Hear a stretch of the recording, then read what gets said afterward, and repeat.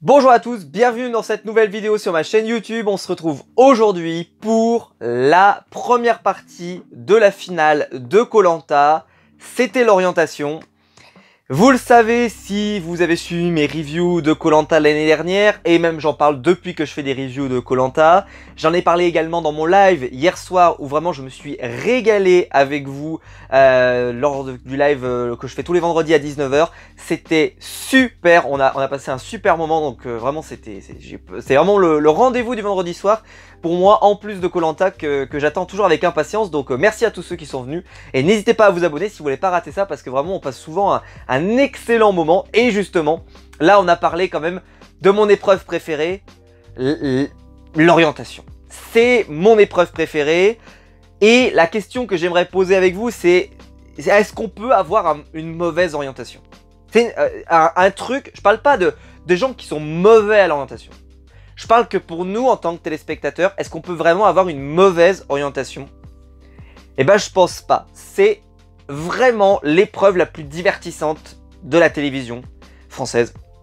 C'est génial. C'est magique. En plus, là, on a eu toutes les émotions. Oh, moi, je me suis marré comme rarement. C'était super drôle. Il y avait de la tension, il y avait du suspense, etc., etc. Il y a eu aussi de la bonne rage. Il y a aussi des... Voilà, TF1 peut pas se permettre de faire vraiment le parfait. Il faut qu'il fasse n'importe quoi sur la dernière partie de l'émission. Mais voilà, c'était un excellent épisode. Je vais pas bouder mon plaisir. Je me suis régalé. J'ai passé une soirée sur Twitter en plus à tweeter. C'était génial. En plus, j'avais des vannes qui venaient tout le temps. C'était hyper drôle. J'ai adoré. Voilà, c'était un excellent épisode qui malheureusement a un défaut, enfin on a même deux, c'est qu'ils sont allés trop loin. C'est-à-dire qu'on a même eu la discussion avec Denis sur la plage où ils parlent de leur aventure et ils font un point. Ce qui veut donc dire que la prochaine émission ne contiendra que les poteaux, le passage au jury final et le prime. Donc on va vraiment sentir passer, parce que honnêtement jusqu'à 23 h 30, je sais pas à quel point ils vont meubler avec de la pub, mais ils vont meubler avec de la pub. Et ils vont même meubler dans le prime à mon avis avec des choses pas forcément passionnantes. Ça risque en plus d'être un peu larmoyant, avec de l'émotion et tout ce que vous voulez. Je pense qu'on va souffrir beaucoup la semaine prochaine, parce que je l'ai déjà dit, mais les poteaux n'est pas une épreuve que j'aime beaucoup. J'ai d'ailleurs sorti une vidéo jeudi, si vous voulez aller la voir. Si vous n'êtes pas encore allé la voir, j'ai eu des retours d'ailleurs très intéressants. Tout le monde ne partage pas mon avis, mais au moins c'était une vidéo qui suscite le débat, et c'était le but. Donc c'est bien que les gens l'aient pris comme ça et se soient dit allez, on va échanger, parce que je pense pas avoir parole d'évangile. Vous le savez bien. Par contre, j'avais vraiment envie de vous en parler. C'est un sujet qui me tenait à cœur, de vous parler de comment on pourrait essayer d'améliorer cet épisode sur les poteaux, parce que pour moi, la version qu'on a actuellement, et on le verra la semaine prochaine, sera... voilà, je pense que Marivou la semaine prochaine durera pas longtemps, on va pas se mentir, parce que il y aura pas assez à manger pour que ça soit très intéressant. Mais ceci dit, dans cette review là, je pense pas qu'elle sera très longue non plus. Alors elle sera peut-être un peu longue, plus longue en tout cas celle de la semaine prochaine, mais parce que il n'y a pas tant de choses à analyser que ça. Quelques éléments sur lesquels j'ai envie de revenir, mais c'est surtout parce que j'ai envie de vous parler du plaisir de parler de Koh Lanta. Parce que moi, si j'ai décidé de parler de Koh Lanta sur ma chaîne, à une époque où personne ne parlait de Koh Lanta, mais où, comme moi quand j'ai commencé, ça faisait 300 vues par vidéo, ça n'intéressait pas grand monde, et pourtant je le faisais parce que justement, c'est une émission qui me passionne depuis toujours et que j'aime. Et l'épisode de ce soir m'a rappelé et me confirme tout le temps que c'est une émission géniale et que j'adore cette émission, et que Koh Lanta est une émission que j'aime tellement, et que si ça m'a amené à en parler sur YouTube, c'est que c'est pas un hasard, c'est que j'aime cette émission. Et là, j'ai eu de quoi me régaler. Alors, on va prendre dans l'ordre. On a vu donc le départ pour l'épreuve des poteaux. Alors il y a eu une petite discussion de chacun, voilà, qui raconte un petit peu qu'ils sont heureux bien sûr d'arriver à l'orientation. Et donc ils partent à l'orientation tous ensemble. Et il y a donc 3 éléments repères. L'arbre repère semblait le plus facile à trouver selon moi. Il y avait ensuite 3 cailloux. Alors celui-là semblait extrêmement dur, donc moi ça semblait très dur. Et ça s'est confirmé d'ailleurs parce qu'il était vraiment pas facile à trouver. Et le dernier qui était on va dire, ni difficile ni dur. C'est juste que il avait le défaut de pas être, d'être sur une énorme pente. Et donc c'était pas forcément évident de pouvoir chercher comme il faut. Mais bon. Et alors j'ai dit hier dans mon live justement, alors j'ai eu, bon c'est de la chance, hein, vraiment c'est de la pure chance. Hein.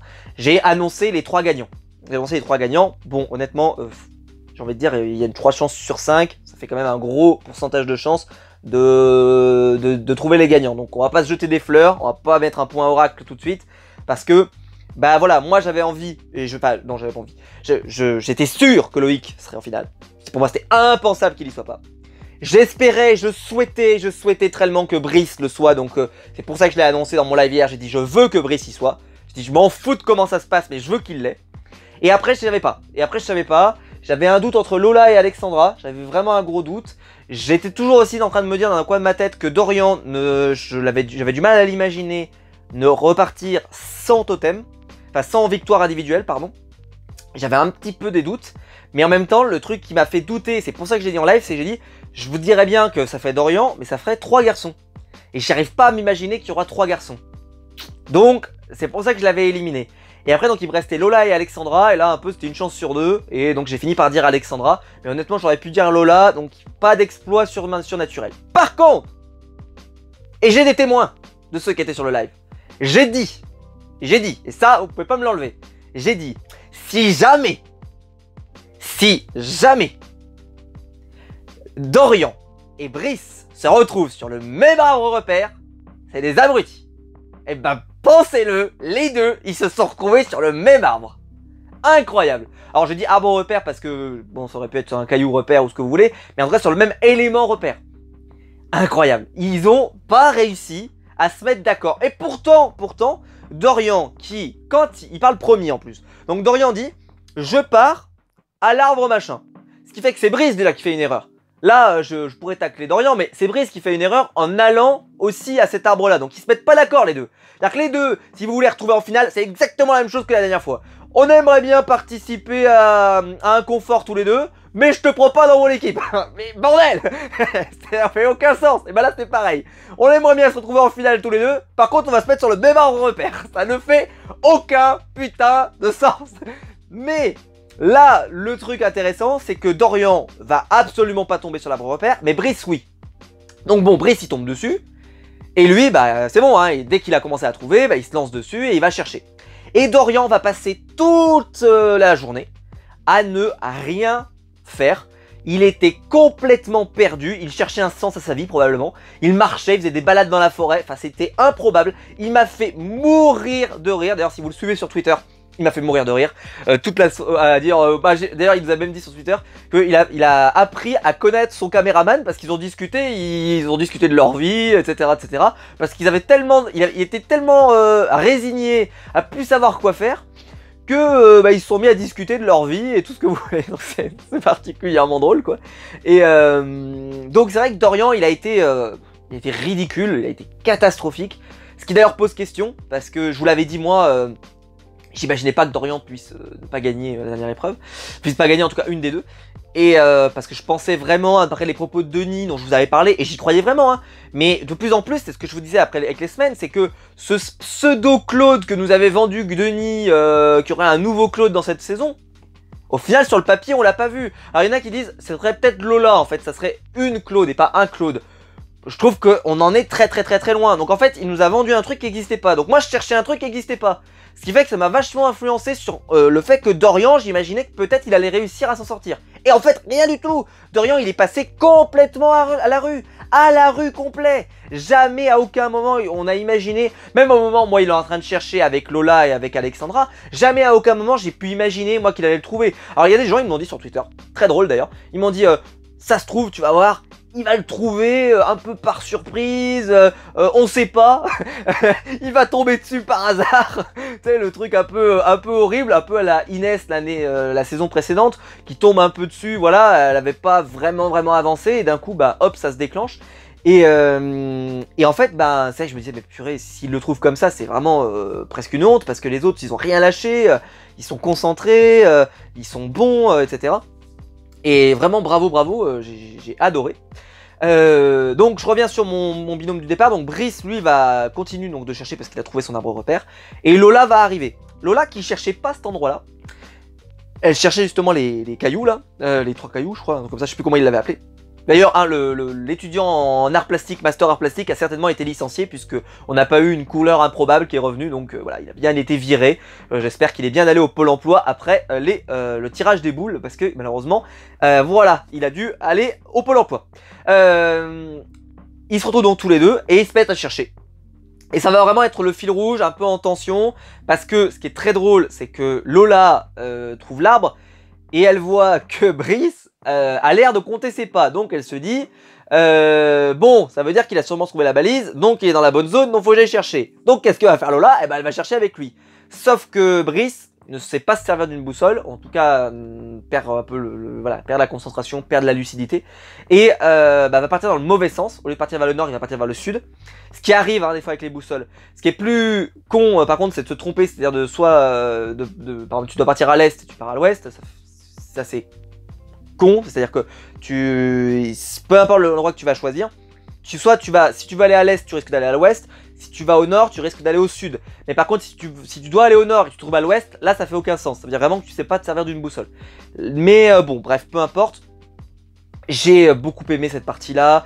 Brice et Lola, donc elle suivait Brice. Elle suivait Brice parce qu'elle pensait qu'il était dans la bonne zone. Mais il était pas vraiment dans la bonne zone. Donc, il a commencé à tout ratisser. Donc, ça leur a pris beaucoup de temps. Et donc, ils étaient complètement paumés. Et bon, bref, ça a été laissé de côté. Ce qui fait que Dorian, qui devait se retrouver, lui, sur les 3 pierres, et ben en fait, vu qu'il était paumé, il n'y avait personne sur les 3 pierres.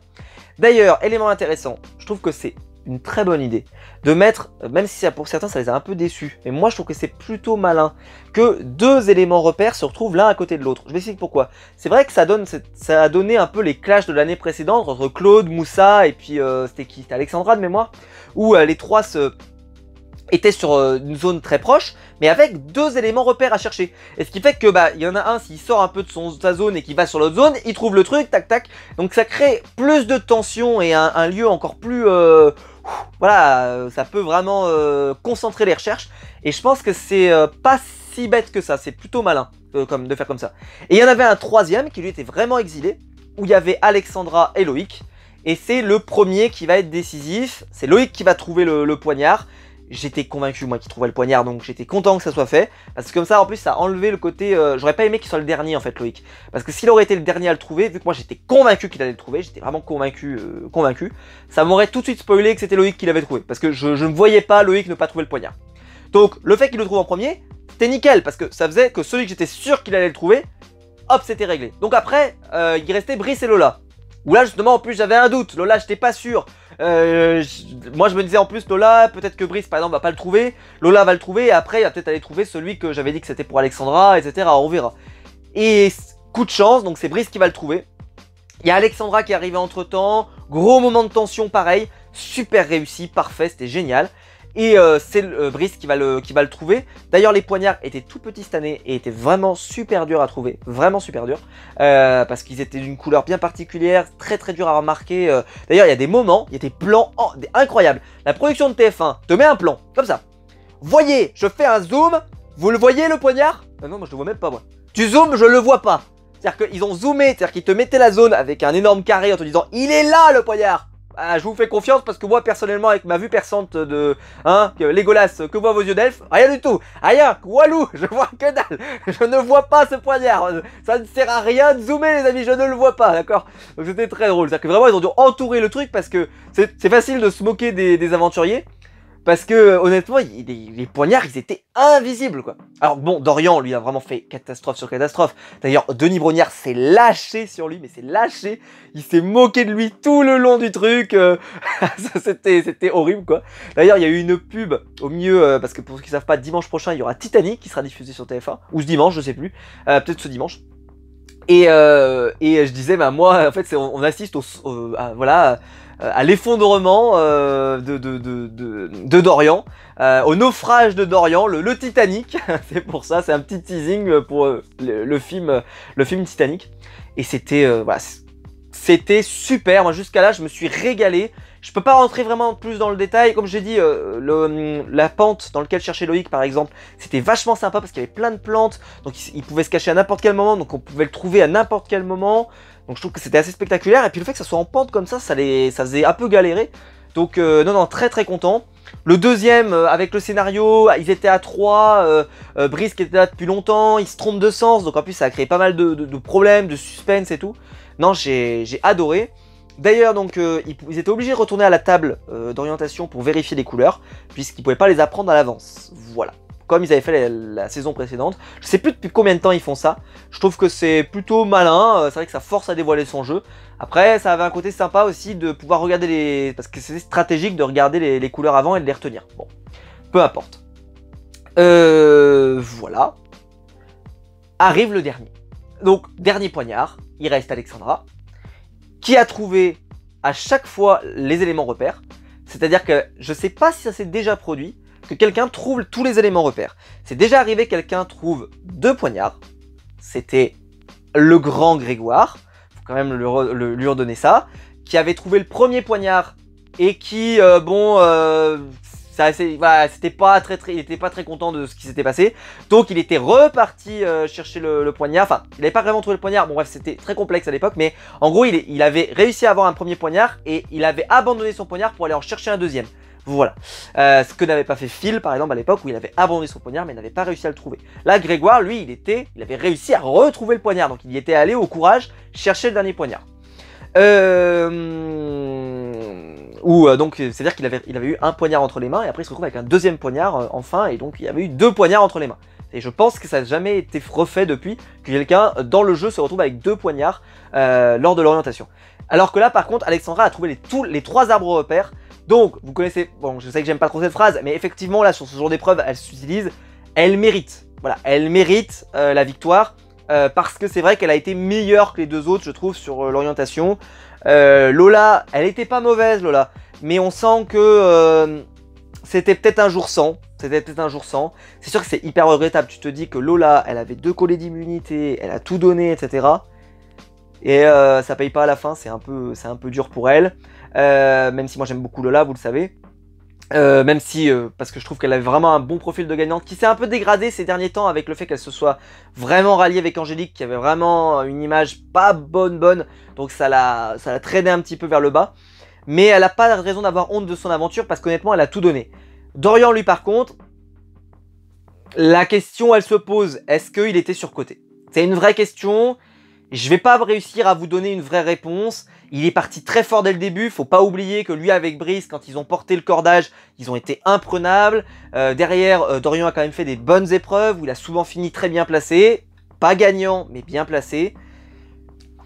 Mais quand même, moi je trouve que c'est quand même une déception de sa part. Je trouve qu'il a très mal négocié justement cette finale.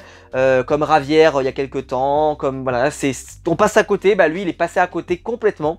Et d'ailleurs j'ai pas trop compris ce qu'il a dit à Denis à la fin, en disant oh mais moi j'étais bien, ça y est, j'étais prêt à trouver le poignard à ce moment-là. C'est-à-dire qu'en gros ça faisait 5 heures que tu cherchais, et en gros sur les 5 heures, il y a juste la dernière demi-heure où tu étais en état de chercher. Je trouve que c'est pas forcément un bon argument voilà, pour se dire que c'est une bonne prestation, quoi. Voilà, bon bref. Et donc Lola et Dorian pardon, sont éliminés à ce niveau-là de la compétition. Il reste donc Loïc, il reste donc Brice et il reste donc Alexandra. Ce qui est un très bon trio final selon moi. J'étais sûr que Loïc y serait. Brice, je l'espérais parce que je trouve que c'est celui qui a le parcours le plus intéressant depuis le début. En tout cas surtout depuis quelques primes, je dirais depuis peut-être les binômes, je dirais. C'est celui qui a le parcours le plus intéressant parce que c'est celui qui a été le plus en difficulté. Et justement, il a réussi à se sortir. Et donc, il y a un côté, voilà, on soutient le mec qui est un peu en difficulté dans le jeu. Et il a gagné les épreuves quand il fallait. Il a su faire les alliances quand il fallait. J'ai envie de dire, si Brice gagnait la semaine prochaine, ça serait une belle victoire. Mais pour moi, il n'y a pas de suspense puisque si Loïc se retrouve dans n'importe quelle combinaison, pour moi, il gagne. Donc la seule combinaison qui fonctionne, c'est que Alexandra gagne les poteaux et choisisse Brice. Parce que Alexandra l'a dit en interview, Loïc, il est adoré de tout le monde. Ce qui d'ailleurs risque la semaine prochaine, c'est pour ça que je dis qu'on va se faire chier, c'est que si Loïc se retrouve en finale, dès 10 h, vous pouvez éteindre votre télé. Parce que il y aura quasiment pas de suspense. Parce que Loïc, comme je l'ai dit, peu importe l'adversaire, que ce soit Brice ou Alexandra, va gagner. Ce qui fait que pour le suspense, il faudrait que Loïc ne gagne pas les poteaux et ne soit pas choisi. J'ai envie de dire, il serait complètement stupide de choisir Loïc. C'est-à-dire que si Brice choisit Loïc, il est stupide. Si Alexandra choisit Loïc, c'est stupide aussi. C'est vraiment stupide. Il ne faut pas le choisir. Il ne faut pas le choisir, il est trop populaire. Alexandra au moins, Brice s'il choisit Alexandra, c'est vrai qu'il y aura l'Alliance de l'Est, donc ça peut être quand même mal barré pour Brice, mais elle n'est pas populaire. Elle n'est pas populaire. Adja l'aime pas plus que ça. On l'a vu, elle n'a pas été choisie, vous savez, dans les équipes, quand elles se sont remises ensemble, elle n'était pas choisie rapidement. C'est quelqu'un, on sent, qui n'a pas réussi à tisser des liens vraiment très très forts avec les candidats, avec les autres candidats. Peut-être que c'est venu après, etc. Mais là, au moment où c'est dans le jeu, je pense pas que, tu vois, qu'il y ait vraiment un ascendant de la part d'Alexandra décisif, définitif. J'y crois pas. Donc je pense que si Brice venait à gagner les poteaux, ou qu'Alexandra venait à gagner les poteaux, il faut se choisir l'un l'autre. Et que par contre, si c'est Loïc qui gagne, c'est terminé. C'est terminé. Parce que peu importe, lui il peut se permettre de faire le grand seigneur et choisir qui il veut. Il choisit Brice, très bien. Il choisit Alexandra, il gagne encore plus facilement parce que là, il peut pas y avoir le vote de l'Est pour Alexandra parce que lui-même vient de l'Est.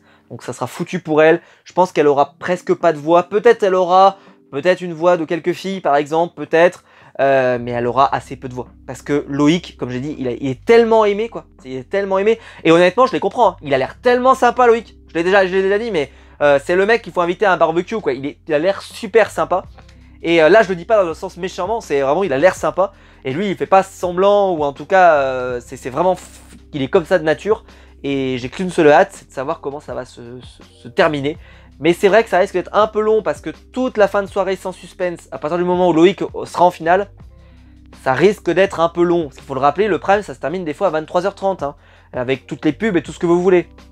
Ça va être un peu long. C'est pour ça que j'ai peur un peu de ce temps un peu pénible. Petite parenthèse pour finir. Au tout début de l'épisode, il y a eu le passage dans la maison du jury final. Donc Ava n'y a pas eu droit, et cette fois-ci on a eu droit. Intéressant. Et Laurent a quand même fait le Alléluia que j'ai fait la semaine dernière, en disant enfin les garçons ont fait une stratégie qui fonctionne. Et donc on a partagé le même avis et on a fait exactement la même réplique que dans ma review la semaine dernière. Vous pouvez aller voir, j'ai fait exactement pareil. J'ai fait Alléluia, ils ont fait une stratégie en commun, deux garçons qui fonctionne. Et c'est vrai que Laurent a dit ce que je pensais, c'est-à-dire que c'est pas si difficile de faire de la stratégie. Il faut simplement qu'on voit l'intérêt, que ça soit intéressant pour tout le monde. Et à partir du moment où c'est le cas, bah, ça marche et il n'y a pas de mystère. Voilà. J'espère que la vidéo vous aura plu. Si c'est le cas, n'hésitez pas à la liker, à vous abonner, à la partager. Dites-moi dans les commentaires ce que vous avez pensé de cette orientation. Ah oui, j'ai oublié un élément. Pardon, j'ai oublié un élément. L'orientation, elle a eu un défaut par contre cette année. C'est que au moment... Comment expliquer ça? Au moment où Alexandra trouve le poignard, il y a 3 éléments. Déjà le premier truc, alors par contre le truc de génie d'Alexandra, c'est qu'elle s'est assise sur le poignard. Assise sur la balise. Le coup de génie. Oh là là, je m'évanouis. C'était le coup de génie. Rien que pour ça, elle méritait. Elle méritait de gagner. Rien que pour ça, c'était génial. C'était du génie. Par contre, on avait eu le portrait de Lola. On avait eu le portrait de Dorian. Et la seule dont on n'avait pas eu le portrait, c'était Alexandra. Donc ça révélait vachement que c'était elle qui avait le dernier. Pour les 2 premiers, je trouve que c'était plutôt discret. Par contre, pour les 2 premiers, c'était pas le cas. Par contre, pour le dernier, ils ont complètement foiré TF1. Vous avez complètement foiré. Si vous le faites, mettez les 3 portraits avant. Parce que là, ça gâche le suspense. C'est-à-dire que le dernier, je savais que c'était Alexandra qui allait le trouver. Je le savais 20 minutes avant qu'elle le trouve. Vu qu'on n'avait pas vu son portrait, je savais déjà que c'était elle qui allait le gagner. Et que quand elle allait tirer le poignard, on allait avoir son portrait. Le portrait de la dernière gagnante. Un peu dommage, quoi. On a eu l'interview de Denis, qui n'a pas apporté grand chose. Je trouve qu'elle a été très très pauvre cette année. Très pauvre. Les questions étaient pas très intéressantes. Est-ce que c'est que les candidats ont pas une personnalité si extraordinaire que ça? J'arrête pas de le dire que ce sont des candidats qui globalement sont sympas, mais pas beaucoup plus que ça quoi. Pas passionnant en tout cas, sur le papier. Et je trouve que ça s'est un peu vu sur cette interview. Je sais pas ce que vous en avez pensé. Je trouve que ça s'est un peu vu. C'est-à-dire que Loïc il était là. bon, elle a peut-être fait la meilleure interview des trois. Brice, c'était sympathique, mais sans plus. Alexandra, c'était sans intérêt ce qu'ils nous ont raconté les trois. Alors, c'est vrai que ce moment-là, c'est rare qu'on ait des discussions très intéressantes, ils sont stressés, ils ont envie de penser au poteau, ils n'ont pas envie de penser à ce que va leur demander Denis Brognard. Mais je trouve que là, les interviews étaient très pauvres, très pauvres. Parce que, honnêtement, ils ont pas dit grand-chose, quoi. Ils ont parlé un peu de leur famille, un peu de ce qu'ils ont fait, machin, mais c'était pas très intéressant. J'ai pas, voilà. Donc je me dis tant mieux qu'on l'ait eu dans cet épisode parce que voilà, c'est pas grave qu'on l'ait eu là, mais je me dis ça aurait quand même plutôt bien rempli, je trouve, l'épisode suivant, parce que là, l'épisode suivant, il va être vraiment